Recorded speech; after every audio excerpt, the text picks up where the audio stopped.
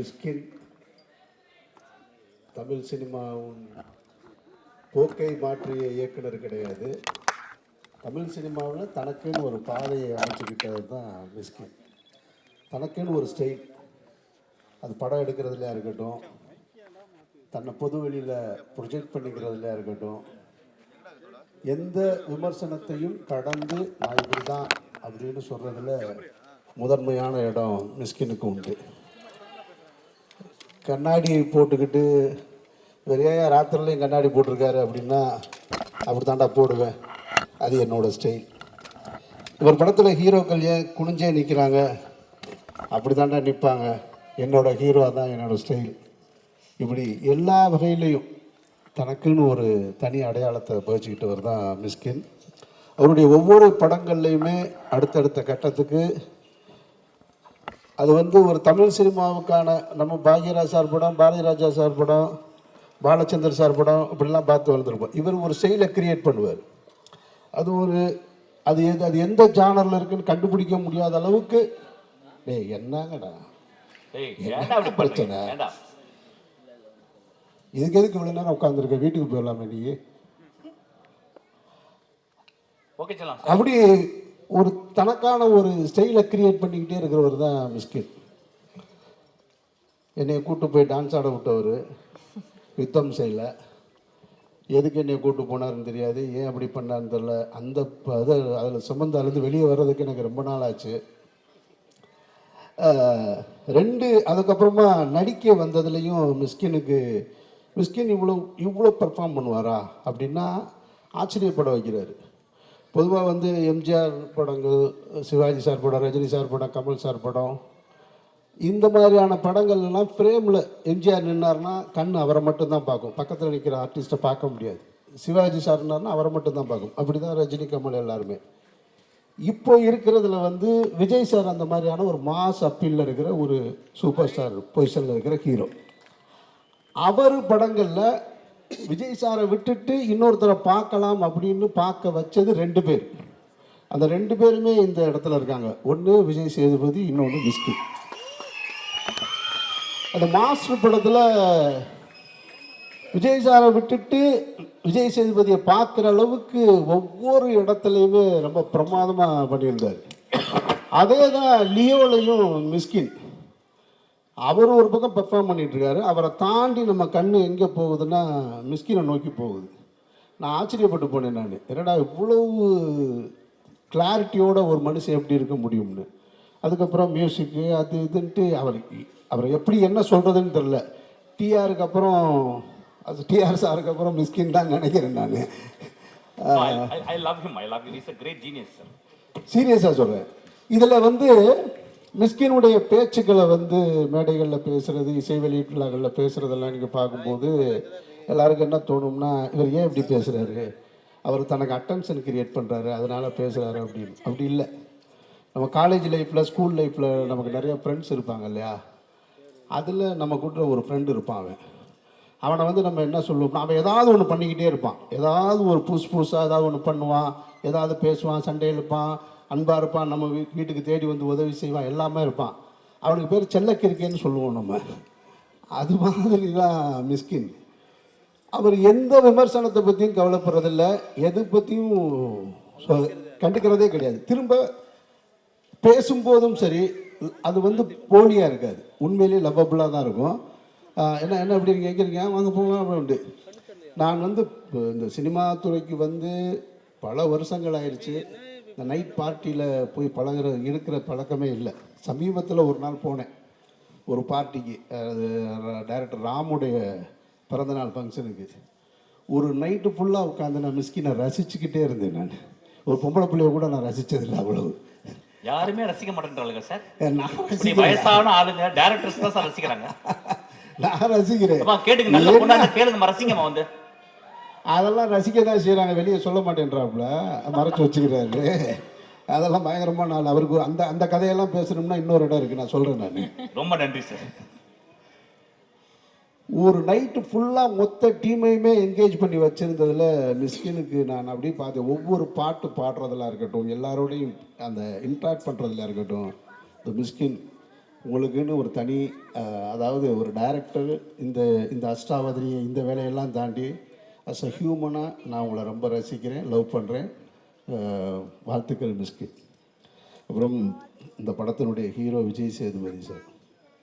அவரை நான் முதல்ல பார்த்தது சுந்தரபாண்டியன் திரைப்படம் கமலா தேட்டரில் பார்த்துட்டு நான் படியில் இறங்கி வர்றேன். அந்த டைரக்டர் எஸ்ஆர் பிரபாகரும் விஜய் சேதுபதி நிற்கிறாங்க. சார் படம் எப்படி சார் இருக்கு? படம் நல்லா இருக்கு. உண்மையிலே நல்லா இருக்கா சார்? உண்மையிலே நல்லா இருக்குங்க, நீங்கள் பிரமாதமாக பண்ணியிருக்கீங்கன்னு.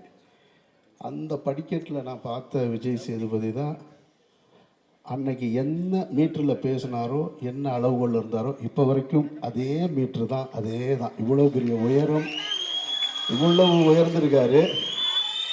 ரொம்ப ரெஸ்பெக்டாக, ரொம்ப மரியாதையாக பேசுறதுல விஜய் சேதுபதிக்கு இணை இன்னொரு விஜய் சேதுபதி தான். அவருடைய திரைப்படங்களாக இருக்கட்டும், அவர் சூஸ் பண்ணுறதா இருக்கட்டும், எல்லாமே பர்ஃபார்மன்ஸாக இருக்கட்டும். விஜய் சேதுபதி படம்னா நம்பி போய் உட்காரலாம் அப்படின்ற ஒரு அடையாளத்தை கொடுத்தது சேது.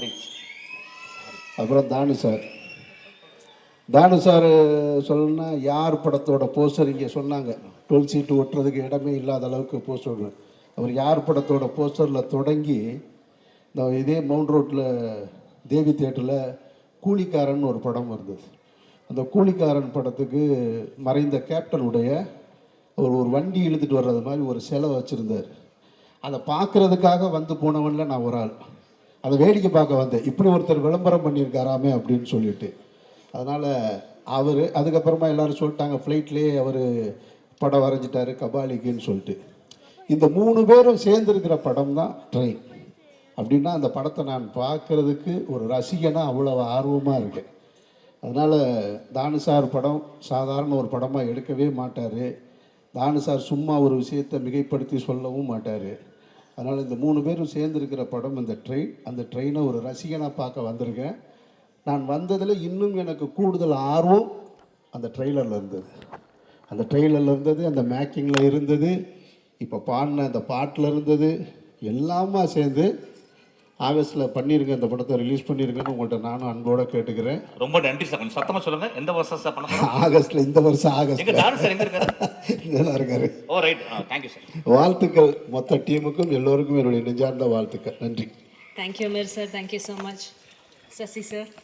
எஸ், மிஷ்கின் படத்தை நம்ம எதுக்கு பார்க்க போகிறோம் அப்படின்னா, ஒரு அன்கன்வென்ஷனல் ஸ்டோரி டெல்லிங் இருக்கும், ஒரு அன்கன்வென்ஷனல் ஷார்ட் டிவிஷன் இருக்கும்.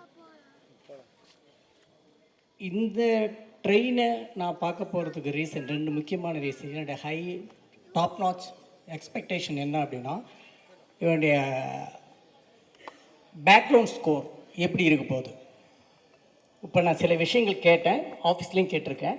ஆனால் படத்தோடு எந்த அளவுக்கு மேட்ச் ஆகுது, அந்த சீனை எந்த அளவுக்கு என்ஹான்ஸ் ஆகுதுங்கிறது என்னுடைய expectation number 1. Second, the Mishkin, the way he is extracting the performance from the artist, no, that's totally different. ஆனால் விஜய் சேதுபதி சார் மாதிரி ஒரு லெஜெண்டரி ஆக்டர்கிட்ட எப்படி ஒர்க் வாங்கியிருப்பார், இந்த அமால்கமேஷன் எப்படி இருக்க போகுது,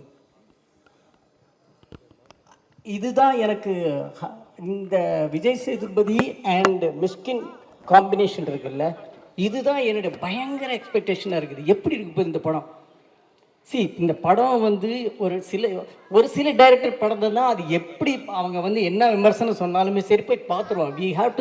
we have something to learn from that. அது மாதிரி தான் உன்னுடைய படம். பட் இதில் இந்த படத்தை ஃபஸ்ட்டு டேவே பார்க்கணும்னு நினைக்கிறதுக்கான விஜய் சேதுபதி இந்த காம்பினேஷன். தானு சார், இதே சத்யம் தியேட்டரில் ஏதோ ஒரு படத்தை ஆடியோ ரிலீஸ்க்கு வந்திருந்தப்ப நீங்கள் சொன்னீங்க, நான் மிஷ்கின் தம்பியோட ஒரு படம் பண்ண போகிறேன்னு சொன்னீங்க சார். இவ்வளோ நாளுக்கு அப்புறம் இந்த படத்தை கரெக்ட் ட்ராக்கில் ஏற்றிட்டீங்க. நீங்கள் நினைக்கிற மாதிரி, நாங்கள்லாம் நினைக்கிற மாதிரி இந்த படம் கண்டிப்பாக பெரிய ரீச் ஆக போகுது. எந்த டெஸ்டினேஷன் சேரணும்னு நீங்கள் நினைக்கிறீங்களோ கண்டிப்பாக அந்த இடத்த ரீச் ஆகும் சார். ஏன்னா இது ட்ரெயின், கண்டிப்பாக ரீச் ஆகும் சார்.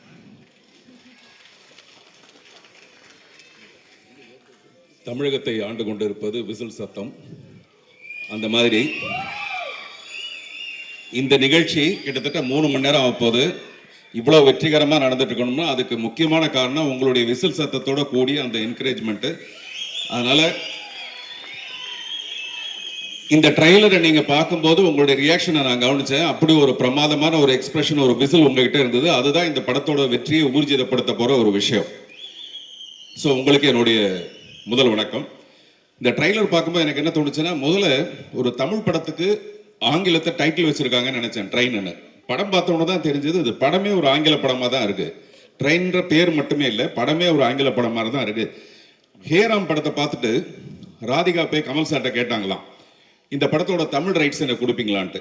ஹேராம் படத்தை பார்த்துட்டு, தமிழ் படத்தை பார்த்துட்டு ராதிகா போய் கமல் சார்கிட்ட இதோட தமிழ் ரைட்ஸ் எனக்கு கொடுப்பீங்களான்னு கேட்டாங்களாம். அந்த மாதிரி ட்ரெயின் படத்தை பார்க்கும்போதும் இந்த படத்தை தமிழ் ரைட்ஸ் கொடுப்பீங்களான்னு யாராவது டிஸ்ட்ரிபியூட்டர்ஸ் கேட்க போறாங்க. தானு சார், இதை தனியாக நீங்கள் ஒரு தமிழ் ரைட்ஸ்ன்னு போட்டு வித்துடலாம். ஏன்னா விற்பனையில் ஒரு பெரிய ஒரு விற்பனர் அவர். நான் உள்ள நுழையும் போது யாரோ உள்ள இருந்து ஒருத்தர், சார் சட்டையை மாற்றி போட்டு வந்திருக்கீங்க, உள்ள இருக்கிறது வெளியில், வெளியில் இருக்கிறது உள்ளன்ட்டு. நான் வேணும்னா அந்த மாதிரி போட்டு வந்தேன். அடுத்து என்னுடைய படம் வந்து உள்ளே வெளியே 2. இந்த ஷர்ட்டும் உள்பக்கம் வெளிப்பக்கம் புரட்டி போட்டு வந்திருக்கேன். இது வந்து இந்த படத்தோட ஆடியோ லான்ச்சில் என் படத்தோட ப்ரமோஷனுக்காக நான் அது சொல்ல வந்த காரணம் என்னன்னா, ஒவ்வொரு மனுஷனும், நான் விசில் சத்தம் சொன்னது கரெக்ட், பட் நான் பேசும்போது விசில் அடிக்காதீங்க, கேப்ல அடிச்சீங்கன்னா அது பாராட்டு மாதிரி இருக்கும். ஓகே, உள்ளே வெளியே என்று நான் சொல்ல வந்தது என்னன்னா, ஒவ்வொரு மனுஷனுமே உள்ளுக்குள்ள ஒன்னா இருப்பான், வெளியில வேற ஒன்னா இருப்பான். உள்ளுக்குள்ள ரொம்ப புனிதனா இருப்பான், வெளியில வந்ததுக்கு அப்புறம் பார்த்தா வேற ஒரு கடவுள் பாதி மிருகம் பாதி அப்படிதான் இருப்பான். அது கிட்டத்தட்ட இந்த ட்ரெயின்ல யாரோ சொன்னாங்க 48 கம்பார்ட்மெண்ட் இருக்குன்னு. அந்த மாதிரி முதல் கம்பார்ட்மெண்ட்டுக்கும் 48 கம்பார்ட்மெண்ட்டுக்கும் என்ன பிரச்சனை உங்களுக்கு? கொஞ்ச நேரம் சைலண்டா இருங்க. 1வது கம்பார்ட்மெண்ட்டுக்கும் 48வது கம்பார்ட்மெண்ட்டுக்கும் உள்ள இடைவெளி மாதிரி தான் ஒவ்வொரு மனுஷனும் இருப்பான்.